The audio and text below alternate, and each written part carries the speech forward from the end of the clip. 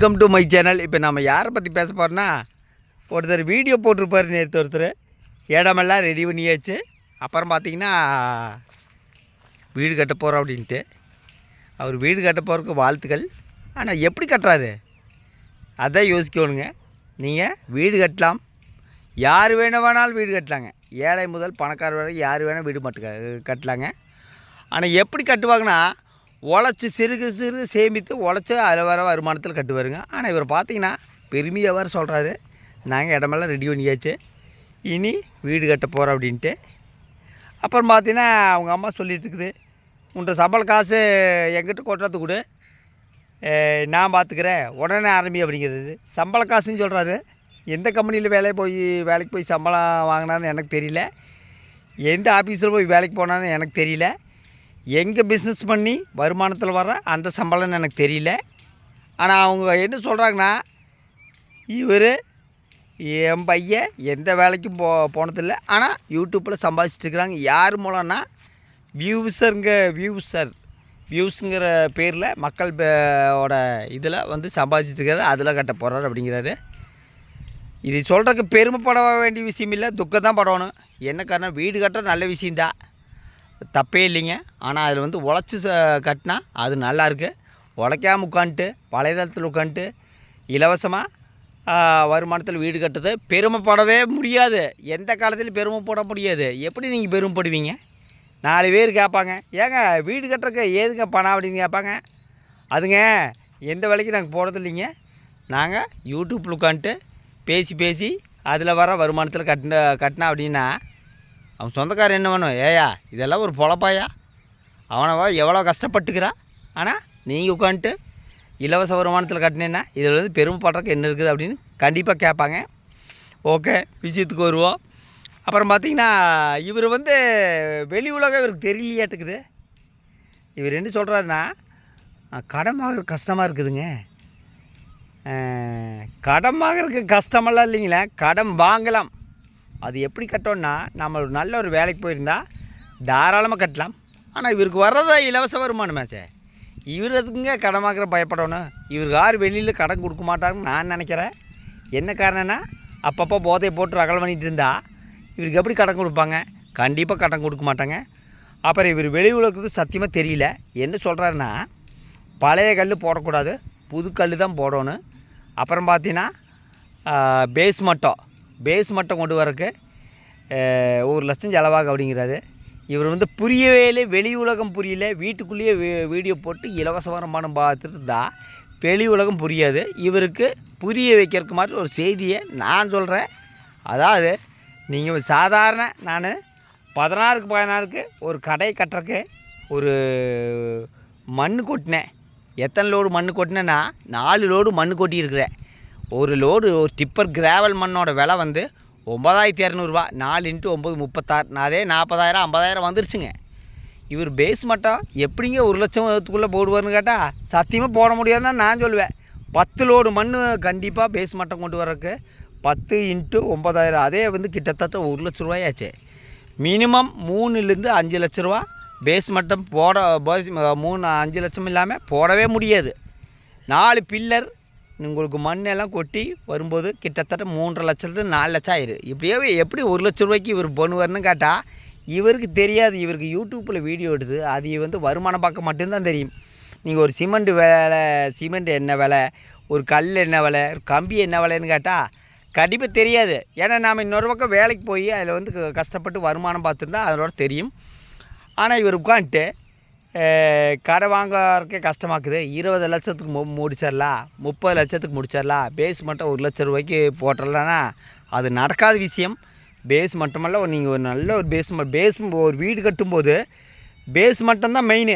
நீங்கள் பேஸ் மட்டும் கரெக்டாக நீங்கள் போடலின்னா கண்டிப்பாக அது முன்னிலை போகாது. என்ன காரணம்னா, பேஸ் மட்டும் ஸ்ட்ராங்காக இருந்தால் தான் எல்லாமே கரெக்டாக இருக்கும்.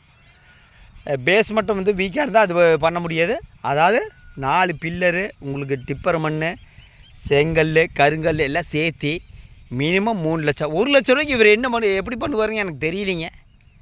எனக்கு உண்மையுமே தெரியல. 1 லட்ச ரூபாய்க்கு இது வரைக்கும் யாரும் பேஸ் மட்டும் போட்டதில்லை. சும்மா 19 யூடியூப்பில் பேசலாம். அதையும் வந்து சப்ஸ்கிரைபரு அண்ணா ஆமாண்ணா வீடு கட்டுறதுக்கு வாழ்த்துக்களுங்கண்ணா, சூப்பருங்கண்ணா. அதே மாதிரி இவரோட மெயின் சேனலில் தான் இவர் போட்டிருப்பார். அப்புறம் பார்த்தீங்கன்னா ஆல்ரெடி 2 வீடியோ நேற்றே அப்லோடு பண்ணியிருப்பார். அந்த மெயின் சேனலில் அது 2 நாளைக்கு ஒரு வீடியோ 3 நாளைக்கு ஒரு வீடியோ தான் போடுவார். ஆனால் இப்போ பார்த்தீங்கன்னா நேற்றே 2 வீடியோ. என்ன காரணம்னா வீடு கட்ட இடம் காலி பண்ணியாச்சு, ரெடி எம்டி பண்ணி நிரவி விட்டாச்சு. அப்புறம் பார்த்தீங்கன்னா வீடியோ அதிகமாக போட்டால் தான் இவருக்கு இனி வருமானம் வரும். சப்ஸ்கிரைபர் நம்பி இவர் வீடு கட்ட போகிறாரு. அதில் நாம் என்ன சொல்கிறேன்னா எனக்கு தெரியல. மொத்தத்தில் பார்த்தீங்கன்னா இவர் வீடு கட்டுறதுன்னு நாம் ஒரு பெரிய விஷயமே கிடையாதுங்க. இன்றைக்கி லோனில் 90% பேங்கு லோன் கூப்பிட்டு கொடுக்குறாரு. ஆனால் இவருக்கு வீடு கட்டுறது பார்த்திங்கன்னா முழுக்க சப்ஸ்கிரைபராக இலவச வருமானத்தில். இதில் பெருமைப்படுறதுக்கு ஒன்றுமே கிடையாது. நாம் துக்கப்படன்னு தான் சொல்லணும். என்ன காரணம்னா அடுத்தவங்க காசில் வீடு கட்டினா கண்டிப்பாக பெருமைப்படுறதுக்கு ஒரு விஷயம் கூட நடக்கவும் முடியாது. அதை தான் நான் திருப்பி நான் சொல்கிறேன். மொத்தத்தில் வலைதளத்தில் உட்காந்துட்டு ஒரு சிலர் பேசுவாங்க தரமில்லாத வார்த்தை, தரக்கட்ட வார்த்தை. நான் எந்த இடத்துலையுமே தரக்கட்ட வார்த்தையும் பேசலை. அப்புறம் இவர் என்ன சொல்கிறாரு, எனக்கு இங்கே வீடு கட்டுறதுக்கு விருப்பமே உடன்பாடே இல்லைங்க. என்ன காரணம்னா இங்கே உட்காந்தா போதையை போட முடியாது. அவங்க அம்மா பக்கத்தில் இருக்கும், அவங்க தகச்சி பக்கத்தில் இருக்கும், போதை போட முடியாது. அங்கே உட்காந்தா போதை போடுறதுக்கு ஈஸியாக இருக்கும். அவர் தான் சொல்கிறாரு. எனக்கு நிறைய ஃப்ரெண்ட்ஸ் எல்லாம் நல்வழிப்படுத்த கூப்பிட மாட்டாங்க, கெட்ட வழிக்கு தான் கூப்பிடுவாங்கன்னு நினைக்கிறேன். ஆனால் இவருக்கு மட்டும்தான், எனக்கெல்லாம் அப்படி கிடையாது. மொத்தத்தில் பார்த்தீங்கன்னா இவர் இலவச வருமானத்தில் வீடு கட்ட போகிறாங்க. நிறைய பேர் இவங்க சப்ஸ்கிரைபர்லாம் ஆதரவு கொடுங்க, அப்போ தான் இவர் வீடு கட்டுவார். பொதுவாக ஒரு வீடு கட்டுறதுக்கு லோனு எப்படி கொடுப்பாங்கன்னா, ஒன்றா வேலைக்கு போனேன்னா அதை வச்சுக்க செக்யூரிட்டியில் கொடுப்பாங்க, இல்லைன்னா இடம் இருந்துச்சுன்னா 90% அந்த இட வேல்யூ வச்சு கொடுப்பாங்க. இவர் பேங்க்காரங்கிட்ட எப்படி போய் லோனு கேட்பார்னா, கணக்காட்டுவார்னா ஸ்டேட்மெண்ட் எடுப்பார். எடுக்கும்போது ஏங்க நீங்கள் என்ன வேலைக்கு போயிட்டு இருக்கிறீங்க கேட்பாங்க. எந்த வேலைக்கும் இல்லைங்க, யூடியூப்பில் மாதம் 1,00,000 ரூபா வருமானம் பண்ணிட்டுக்குதுங்க. ஏங்க இதெல்லாம் ஒரு பொழப்பா, இது எப்படிங்க கணக்காட்டுவீங்க அப்படின்னு பேங்க்காரன் கேட்கலாம். மொத்தத்தில் பார்த்திங்கன்னா இவர் இலவச வருமானத்தில் வீடு கட்டுறதுக்கு அடித்தளம் போட்டாச்சு, ஒன்றும் தப்பில்லை.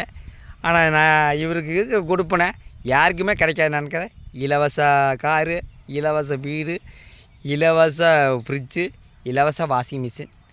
இந்த கொடுப்பனை லட்சத்தில் ஒருத்தருக்கு தான் வரும்னு நினைக்கிறேன். மொத்தத்தில் சிந்திக்க வேண்டியது மக்கள் தான். இவருக்கு அள்ளி கொடுத்துருக்குறீங்க. அப்புறம் பார்த்தா அந்த ராதியா விஸ்னு அந்த பெண்ணு அடிக்கடி கமெண்ட் பண்ணிகிட்ருக்கு. அதாவது அந்த பெண்ணுக்கு உடம்பு சரியில்லையாமா, அடிக்கடி அப்படி தான் சொல்லிகிட்ருக்கு. நீங்கள் உடம்பு சரியில்லாத ஒருத்தர் முழுக்க வலைதளத்தில் மூழ்கிட்டு இருப்பான்னு கேட்டால் கண்டிப்பாக மூழ்க மாட்டாங்க. அந்த பெண்ணோட பித்தலாட்டத்தை நான் சொல்கிறேன்.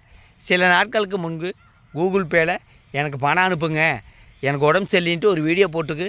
அந்த வீடியோ இப்போ நீக்கியிருப்பாங்க. இதுதான் அந்த பெண்ணோட பித்தலாட்டம். அந்த பெண்ணு உடம்பு சரியில்லைன்னு கேட்டால் எனக்கு தெரியாது, நாம் உடம்பு சரியில்லாத விமர்சிக்க மாட்டேன். ஆனால் அந்த பொண்ணு இவங்க என்ன வீடியோ போடுவாங்க, மொபைலவே மூழ்கிட்டுருக்கு. அப்புறம் பார்த்திங்கன்னா இந்த பொண்ணோட பித்தலாட்டம் இதுதான். ஜிபேயில் பணம் கொடுக்குன்னு கேட்டிருப்பாங்க, அந்த வீடியோ நீக்கியிருப்பாங்க. மொத்தத்தில் நம்ம இளவரசர் வீடு கட்ட போகிறாரு இலவச வருமானத்தில். அவங்க நிறைய வீடியோ போடுவாங்க. நீங்கள் ஆதரவு கொடுக்குறீங்களோ இல்லை, ஆதரவு கொடுத்தா தான் அவர் வீடு கட்ட முடியும்னு நான் நினைக்கிறேன். இவர் லோன் ப்ராசஸிங்கெல்லாம் இன்னும் லோன் பற்றி தெரியாதுன்னு நினைக்கிறேன். அது லோன் பேங்குக்குள்ளே போனால் தான் அந்த அருமை தெரியும். மொத்தத்தில் இவர் இலவச வருமானத்தில் வீடு இல்லைங்க, என்ன வேணால் கட்டுவாங்க. நாளைக்கு ஹெலிகாப்டரும் கூட கொண்டு வந்து நிறுத்துவாங்க. மொத்தத்தில் சிந்திக்க வேண்டியது மக்கள். அது எந்த காலத்திலும் நடக்காது. நன்றி, வணக்கம்.